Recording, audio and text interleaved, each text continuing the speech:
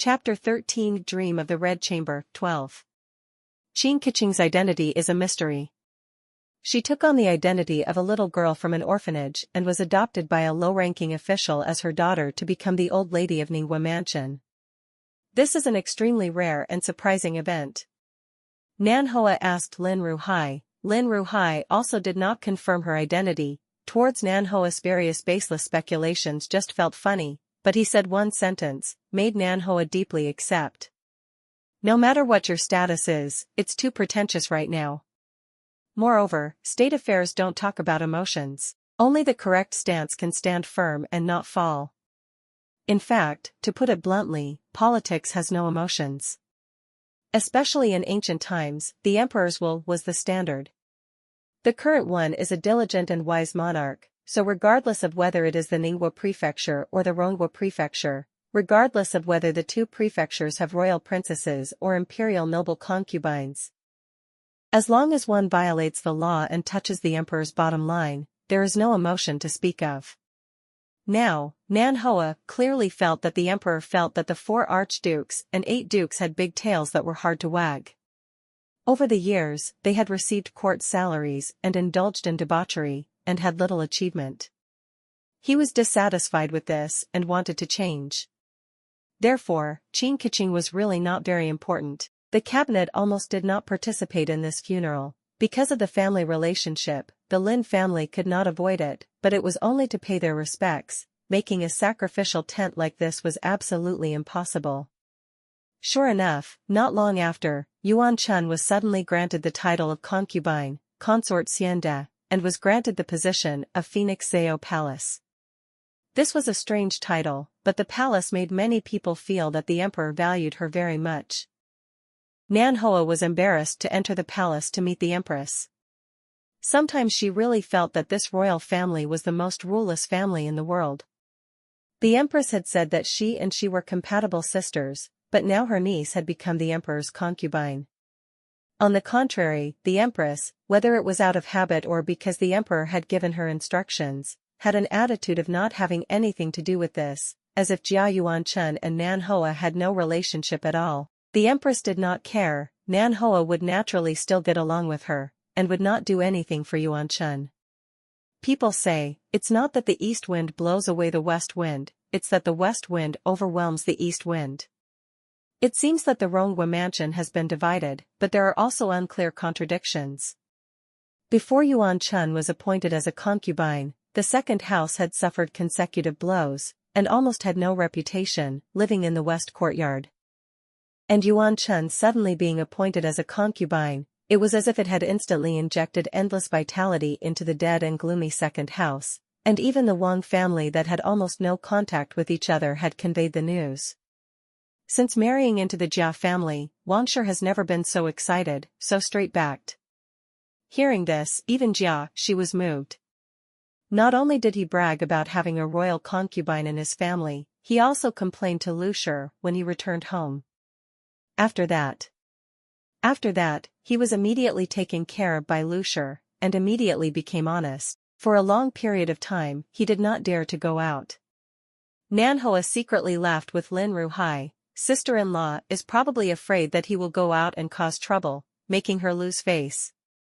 Lin Ruhai wanted to laugh but felt that laughing at his brother-in-law like that was really not good. You are not the elder brother's younger sister, you are probably the sister-in-law's younger sister. Nan Hoa humphed and said, family or not, whoever is sincere to me, I will be close to whoever. Those who only look at bloodline and not sincerity, have no place to cry when sold by so-called close brothers. Many times, Lin Ruhai did not understand Nan Hoa's attitude towards her maternal family, but he had his good points, not interfering too much in these matters, giving Nan Hoa enough space and trust. Moreover, Lin Ruhai was also busy. He was currently in charge of managing the emperor's purse and was mainly responsible for the finances. During the old emperor's reign, the national treasury was already depleted by half. The current emperor had the heart to eliminate old evils and develop his plans, but unfortunately, he had no money. It was unknown who gave the emperor the idea, but Lin Ruhai began to secretly arrange for people to purchase artificial mountain materials, stones, flowers, and construction materials. Nan Hoa naturally saw through the situation and secretly said that they were crazy about money. Not only did she said so, the empress also said the same about the emperor, saying that she had never seen such an emperor before, and also said that Lin Ruhai, a good scholar, was now in the eyes of money. The emperor was proud. That year, how much national treasury silver was borrowed? The supreme emperor had the will but no ability before, but now, they don't want to pay it back directly. I made them willingly go out and spend the money. If everyone is like Madame Lin, why should I be like this? The national treasury provides for their upbringing. Not only is there no return, but they also rob the people of their sweat and tears. Beheading each one is not enough. But the emperor's attitude, most people also do not know. From the emperor's great conferment of the harem, and then issued an edict that could be visited, each family was excited to buy land and build gardens. Among them, the two princes who were born before, Chu and consort Wu, the most bustling in the house. The two families were hidden and did not stand out, at the same time also staring at the empress's maternal home. Unfortunately, the empress's family did not make any movements at all. On the contrary, another concubine, consort Xianda's maternal home was bustling. The Chu and Wu families were originally low-ranking officials, otherwise they would not have had daughters entering the imperial palace, but today they were able to buy land and build a large garden. How dazzling this was in the emperor's eyes. These two families were completely unaware of it. The Ronghua mansion was bustling, but it was not like ordinary people. Other families were of one mind, wanting to build a garden. But the Jia family's eldest house naturally did not agree. Lu Shi was extremely calm. The empress and the Lin family were on good terms, and Lin Ruhai was the emperor's trusted minister. The empress's family had not made any movements, so who knew whether building a garden was good or bad? Moreover, building a garden was also for the second house. What good would it do to their eldest house? Would Yuan Chun remember this? Although Jia Shi was moved, after being taught a lesson, he did not dare to go against his wife again. The wound on his face still felt a faint pain. This was the first time he had been slapped so miserably. The eldest room did not agree, and Ningguo Mansion could not think of any solution. The eldest room's garden was located between the second room and Ningguo Mansion, one east and one west, and there was no way to build a garden. It was impossible to change the yard, as there was no reason for the eldest room to stay in the west. Wang Shi really hates Lu Shi. This is not like the grudge of sisters-in-law. It is truly a hatred that cannot be resolved for the rest of her life. But will Lu Shi care? The second room also offended her miserably. Want to build a garden?